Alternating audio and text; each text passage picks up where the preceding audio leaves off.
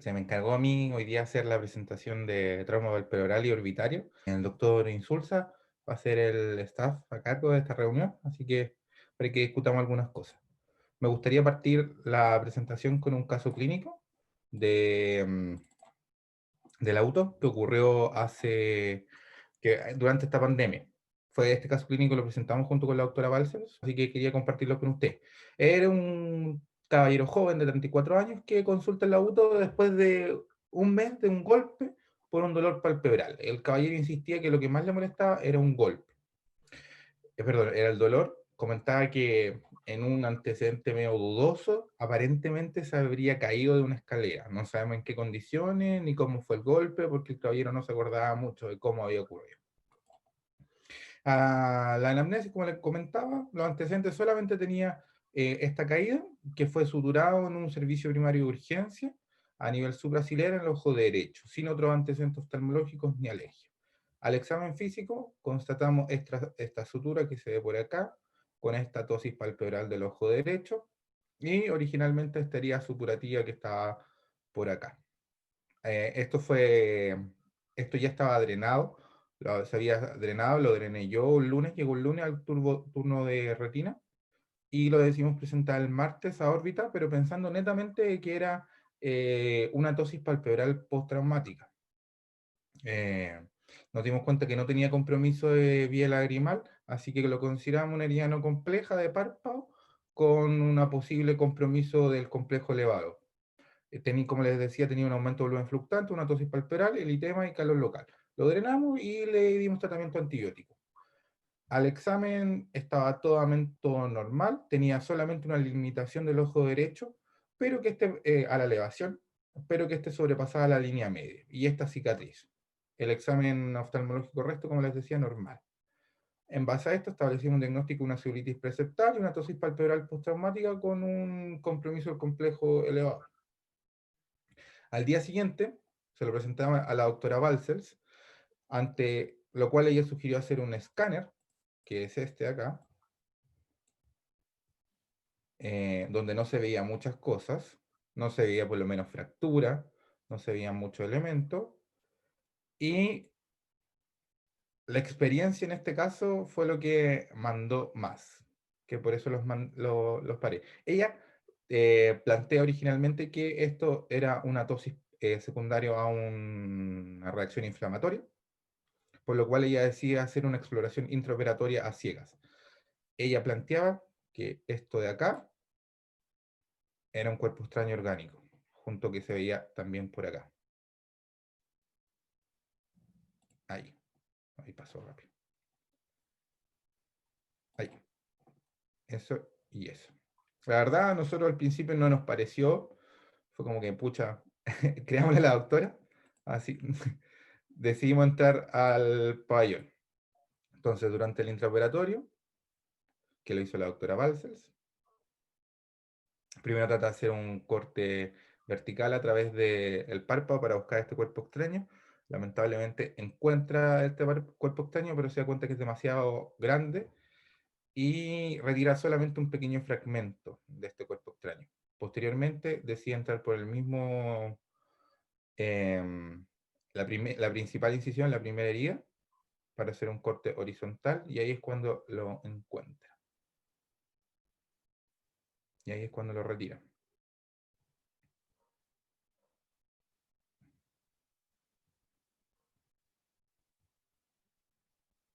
¿Qué era eso? Era un pedazo de rama. En base a eso, quería partir la presentación teniendo clave algunas cosas con respecto al trauma orbitario y las lesiones palpebrales. Primero, tenemos que mantener o tener presente que frente a todo paciente politraumatizado, nuestro primer objetivo siempre va a ser preservar la vida del sujeto, por lo cual primero tenemos que hacer una estabilización del paciente, el ABC del trauma. Luego, una vez estabilizado el paciente, nuestro objetivo secundario es preservar el ojo, después la visión y después la estética, siempre en este orden. Para esto tenemos que hacer una evaluación inicial, donde tenemos que tener una historia clínica bien detallada, la huesa visual de ambos ojos, los reflejos pupilares, que son súper importantes, ya los vamos a ver más adelante, y la presión digital junto con un examen ocular externo. Con respecto al trauma palpebral y las vías lagrimales, es importante mantener o tener un pequeño conocimiento de la anatomía. Hay varias clasificaciones de lo que es el párpado y la que a mí más me acomoda por lo menos es dividir el párpado en dos sectores, en la mela anterior, formada por el tejido, perdón, la piel y el músculo orbicular junto con las glándulas de meiomio, y la lámina posterior es por el tarso y la conjuntiva. Mencionar que aquí la separación está establecida por la línea gris, lo cual forma parte del músculo de Riolano, que es una derivación del músculo orbicular en su sección interna. Acá tenemos otro corte. También mencionar el septum, que nos va a marcar o va a determinar la profundidad de las lesiones, porque va a contener la grasa periorbitaria. Y esto es súper importante porque, bueno, lo vamos a ver después. No me adelanto. Con respecto al trauma palpebral, lo podemos dividir de acuerdo al tipo de lesión, la profundidad, la complejidad, si es que tiene o no compromiso el borde orbitario y si tiene compromiso canalicular. Los tipos de lesiones, las que más deberíamos tener cuidado son las laceraciones o las punciones. ¿Por qué? Porque aquí pueden estar comprometidos todos estos sectores. Con respecto a la profundidad, va a estar determinado por la indemnidad del septum orbitario, el cual si está indemne no va a tener protrusión del contenido graso y si está dañado sí va a tener protrusión de este contenido graso. ¿Por qué es importante? Porque si estamos en presencia de una laceración del septum, puede originar posteriormente una retracción palpebral vertical. Entonces eso va a generar en segundo plano ¿cómo se llama? Un lagoftalmo en el paciente. Se recomienda no suturar este septum por la retracción posterior. ¿Ya? Y siempre que estemos en vista o que estemos evidenciando grasa periorbitaria, debemos sospechar y descartar una lesión del complejo elevador, ya sea del músculo o de la aponeurosis. Con respecto al tipo de laceración, esto va a estar determinado por el tipo de herida, la profundidad, el rasgo de la herida. Las suturas simples pueden inclusive suturarse directamente con una sutura 6-0 reabsorbible en algunos casos, o en algunos casos con un Steri-Strip, como en este caso, pueden irse bien, responder bien. En el otro lado tenemos una herida más bien compleja, más bien profunda, donde podemos ver músculo, y ahí se recomienda hacer, si bien es cierto, una sutura por capas, evitando también el septo.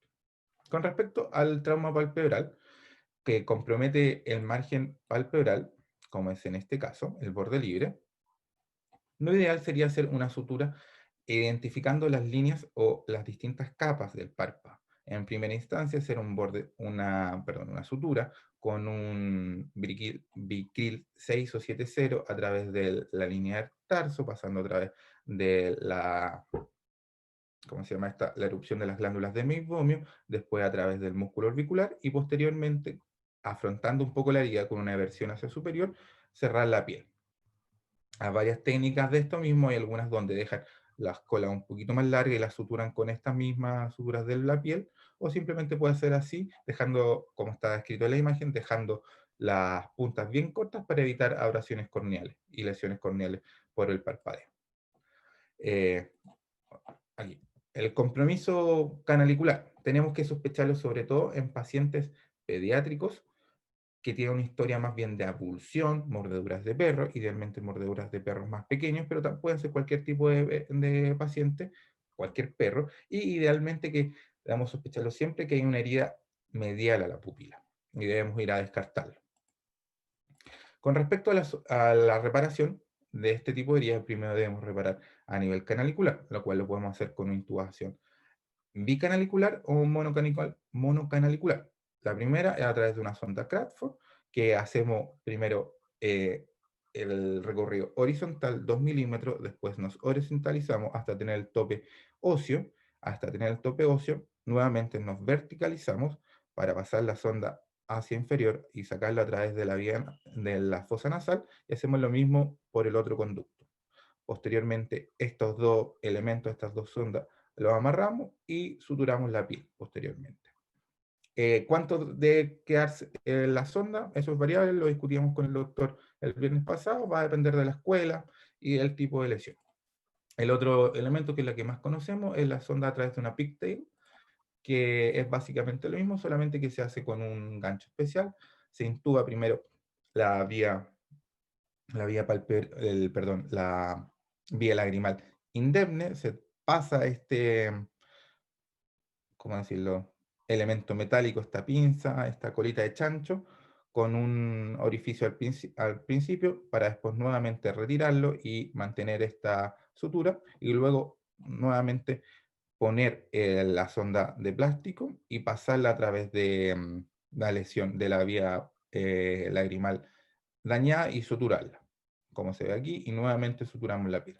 O bien podemos hacerlo a través de un sondaje monocanalicular a través de una mini MOCA, que eh, se posiciona primero en la parte más distal, el orificio externo, y después se pasa a través de la herida medial y se intuba. Aquí tenemos un video, cortesía del doctor Weiser. Es del doctor Insulza. Ah, perdón, perdón.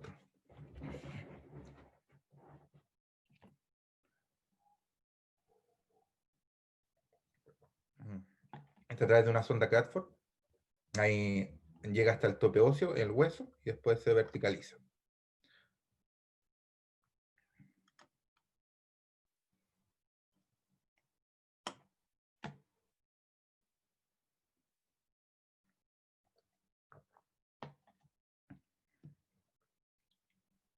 Después se repite lo mismo.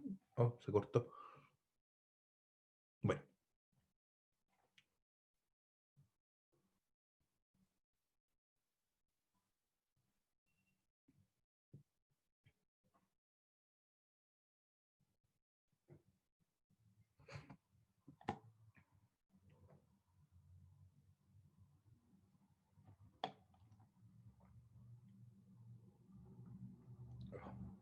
es importante mencionar que en algunos pacientes esto no es factible porque no tienen doble vía lagrimal, tienen solamente una vía lagrimal y que no tiene un conductillo común.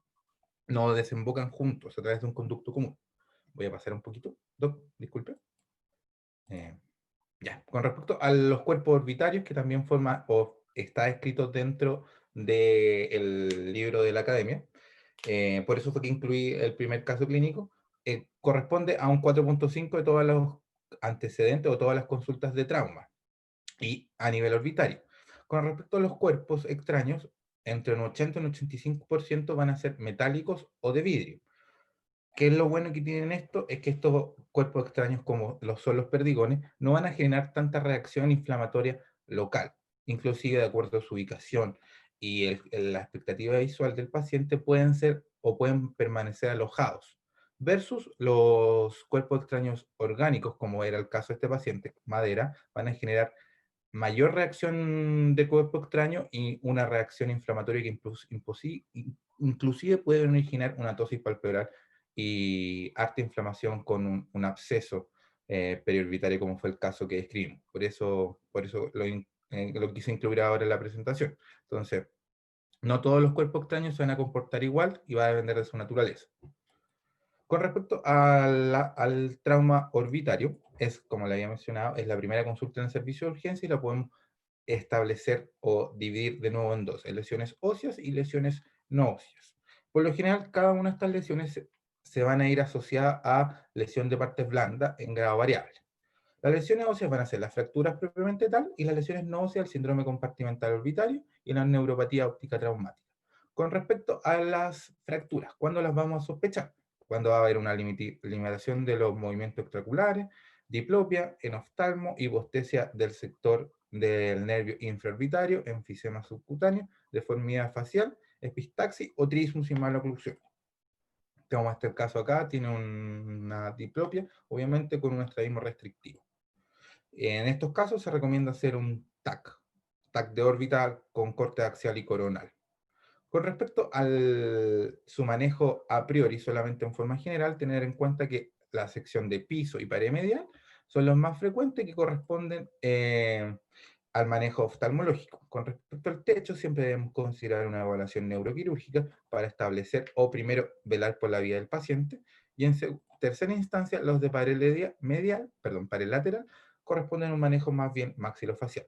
Quise describir un poco cada una de las fracturas, va a ser una diapositiva, y va a ser algo bastante rápido. Las fracturas de Lefort, que son más bien fracturas del tercio medio de la cara, son más bien de manejo ¿cómo se llama?, de odontología maxilofacial, pero me gustaría mencionar o poner atención en la fractura Lefort 3. Bueno, como definición son fracturas que comprometen el hueso maxilar y que su rasgo se proyecta a través del hueso pterigoides hacia posterior.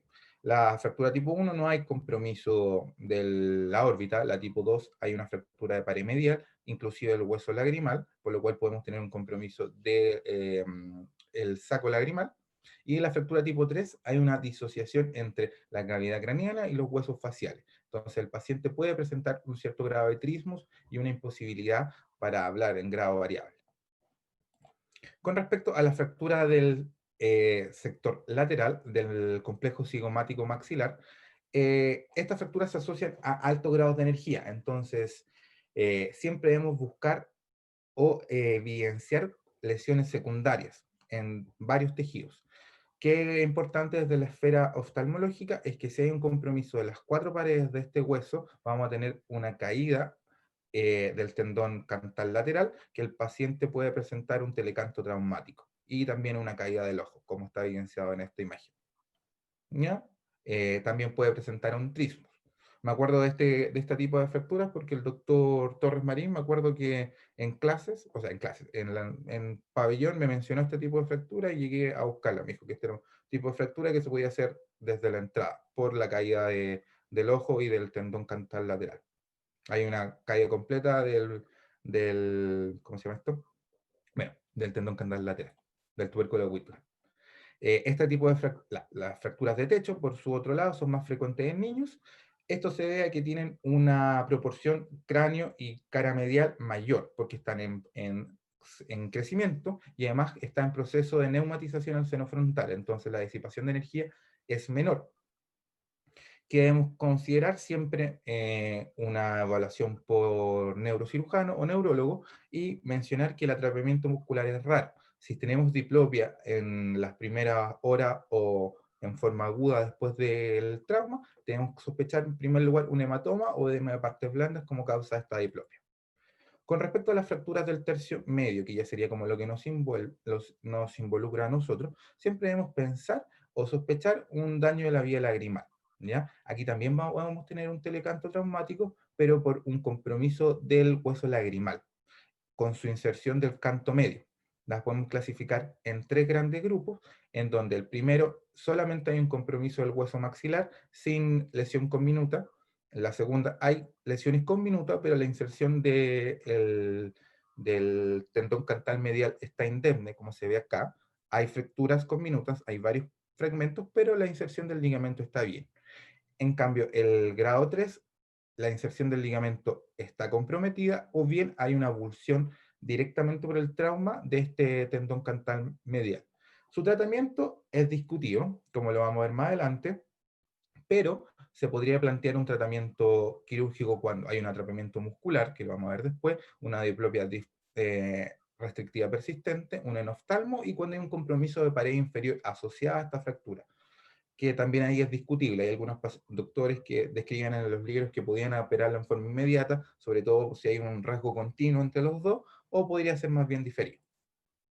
Con respecto a la pared inferior, debemos sospecharlo siempre en elementos o objetos o elementos contusos grandes. Se escribe grande cualquier elemento que tenga la posibilidad de de tapar completamente la órbita. ¿Y esto por qué? Porque el mecanismo de su daño son dos. Una teoría hidráulica en donde al tapar la órbita se produce un aumento de la presión y como no puede salir la presión a través del orificio orbitario, se produce un aumento de las partes blandas y se partiría por la parte más débil, que sería la lámina papirácea. También hay otra teoría, que es la teoría de la deformación, donde se produce un golpe a nivel del reborde orbitario inferior, y esa energía sería propagada a través de la pared inferior, y eso generaría la fractura.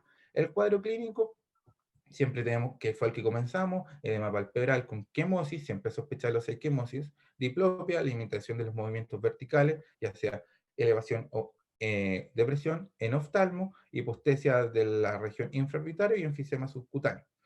Hay un elemento que es súper importante y que se consideraría una indicación perentoria de cirugía, que son casos que se dan más bien en niños, que serían las fracturas en trapdoor o fractura en tallo verde. Esto se presenta, como le había mencionado, más en niños y se origina, o qué elemento marcatorio tenemos, que es una fractura más bien con un ojo blanco, en donde se produce un rasgo de fractura incompleto que se desplaza y vuelve a su lugar de origen, y en este movimiento de desplazamiento generaría un atrapamiento del recto inferior. Esto generaría una reacción vagal en grado variable, donde el paciente puede tener bradicardia sintomática bien extrema, náuseas, vómitos, cefalea, y correspondería a una indicación de cirugía o de resolución quirúrgica inminente para descomprimir este músculo atrapado y así de esta forma disminuir la reacción vagal. Es más, se describe en los libros que al pedirle al paciente que eleve la mirada, esta reacción vagal podría incrementarse o inclusive, ¿cómo se llama? Acelerarse y desencadenarse. ¿Por qué se tiene que hacer un tratamiento quirúrgico precoz? Uno, para disminuir la reacción vagal, y además porque se genera fibrosis del músculo comprometido. Si hay mayor retraso, hay más fibrosis, y si hay más fibrosis, hay más estrabismo restrictivo. Con respecto al tratamiento genérico, ya no hablando de cada una de las tipos de fractura, considerar que el 70% humano no va a requerir cirugía. Las indicaciones quirúrgicas son discutibles, y dentro de este 70% que no va a requerir cirugía, le podemos dar un manejo médico con seguimiento dentro de 10 a 15 días, tratamiento antibiótico solamente si es que hay un sinusito, hay una infección respiratoria alta reciente. Tenemos que evaluar signos y signos de complicaciones y revisar los criterios quirúrgicos cada día, que es lo que vamos a mencionar acá. Con respecto a los tratamientos quirúrgicos, las indicaciones quirúrgicas serían diplopia persistente, tras 2 semanas con test de deducción forzada positivo, un aneftalmo mayor a 2 milímetros en el ojo afectado versus el testigo, una fractura que sea mayor al 50% del piso de la órbita y que pueda estar asociada o no a una fractura de pared medial, y una fractura trapdoor que se da más bien en niños. Con respecto a las lesiones no fracturas, que siguen siendo no óseas, tenemos el síndrome compartimental orbitario. Es importante destacar lo que mencionó el doc, que bueno, se caracteriza por un aumento agudo de la presión intraorbitaria, pero esto puede ser secundario a un líquido o bien a aire, ¿ya?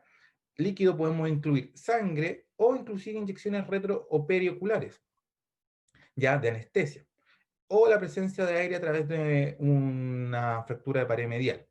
¿Cómo lo vamos a caracterizar? Va a ser un aumento de la presión, una motilidad alterada, disminución de la agudeza visual y defecto pupilar en grado variable. Considera que esto es más bien agudo y que si esperamos mucho tiempo podemos ya no generar una respuesta.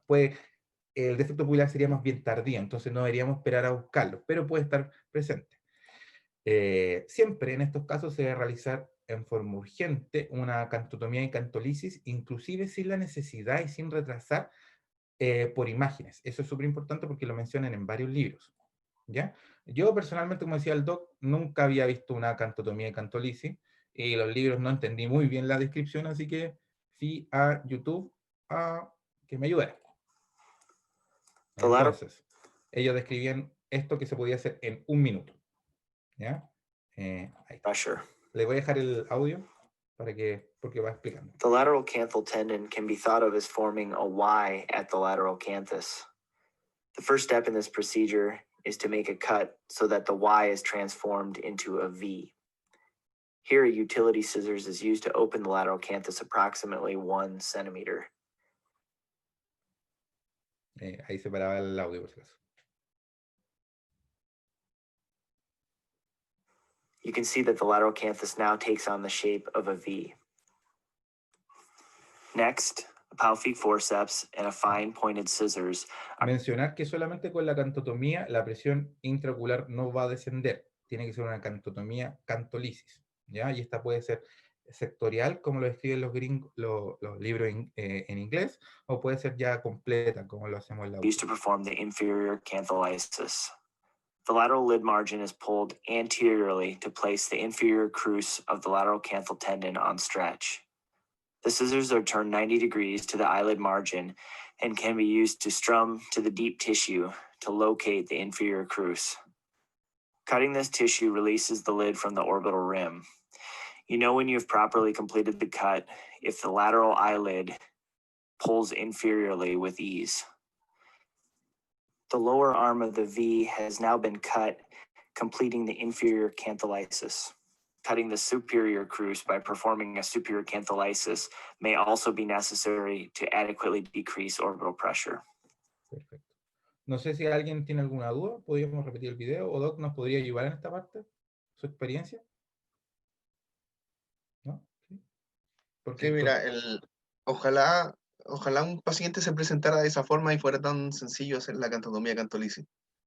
En general, cuando uno hace este procedimiento de urgencia, está con una presión máxima, por lo tanto, está todo inflamado, ¿ya?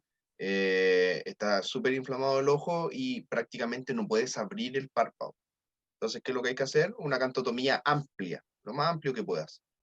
Trata de colocar un poquito de anestesia a nivel del canto y hacer la cantotomía, un corte rápido nada más, y con una pinza toma el párpado inferior y cortas hacia abajo y haces la cantolisis. Eso lo haces en menos, no puedes hacerlo en un minuto, lo haces en 20 segundos, ¿ya? Y hay que hacerlo amplio nada más. Si tú haces una cantotomía en una cantolisis y te pasas, eso lo solucionamos muy fácilmente después con una tira tarsal, así que no hay ningún riesgo de nada, ¿ya? Entonces, si uno efectivamente va a hacer un procedimiento de este tipo, corta con la tijera de forma horizontal, ahí está la cantotomía, toma con una pinza el párpado inferior y corta hacia abajo el tendón inferior.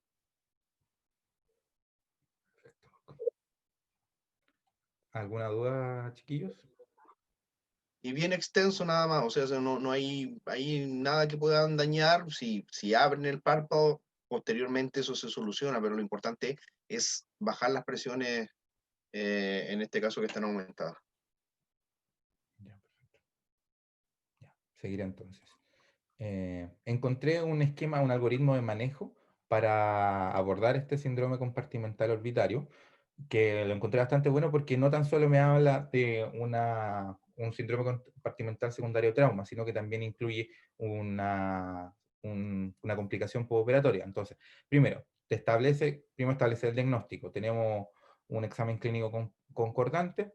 Exacto, establecimos el diagnóstico. Bien, una vez de hecho esto, tenemos que ver, ¿tiene antecedentes quirúrgicos recientes? Si es así, lo primero es ir a abrir la incisión, drenar el hematoma y revisar si es que está sangrando, que fue lo que hicimos el viernes, doctor, junto con el hemangioma cavernoso, y cauterizar la herida, para así de esta forma disminuir el sangrado. Después, si es que no tiene, vamos a hacer primero la cantotomía inferior, la cantotomía y cantolisis inferior, y después vamos a reevaluar al paciente. Si es que el paciente se mantiene estable, mantenemos la observación, versus si es que no hay mejora de los síntomas, ahí recién realizaríamos la cantotomía y cantolisis superior. Nuevamente lo evaluamos, si es que está bien, lo mantenemos evaluando, y si no, ahí recién, o ellos sugieren, pedir ayuda a un cirujano más bien experto, un cirujano oculoplástico. Y ahí recién compensar en hacer una descompresión a nivel de septo. Y podríamos pedir imágenes recién ahí. Nuevamente hago hincapié de que no habría necesidad de demorarnos para pedir imágenes. ¿Sí? Eso. Eso. Con respecto a la neuropatía óptica traumática, se caracteriza por una disminución de la agudeza visual y un defecto pupilar aferente, pero sin lesiones evidentes a nivel del globo ocular. El fondo de ojo y el examen oftalmoscópico, la biomicroscopía, está más bien normal. Esto puede ser secundario, un daño directo del nervio óptico, ya sea que sea seccionado, o bien por una fractura, por ejemplo, de ápice, en donde la energía hace contacto con el nervio y de esa forma se daña. Su tratamiento y su expectativa visual no es muy bueno, no hay nada establecido. Algunas personas establecen una posible mejoría con corticoides. Entre no darlo y darlo, dicen que sopesemos la riesgo-beneficio. Con respecto a las conclusiones, lo más importante nuevamente es preservar la vida. Estamos frente a un politraumatizado, siempre debemos considerar la ABC del trauma. Realizar una buena historia y examen físico es lo fundamental para poder evidenciar todos los posibles diagnósticos, que son varios.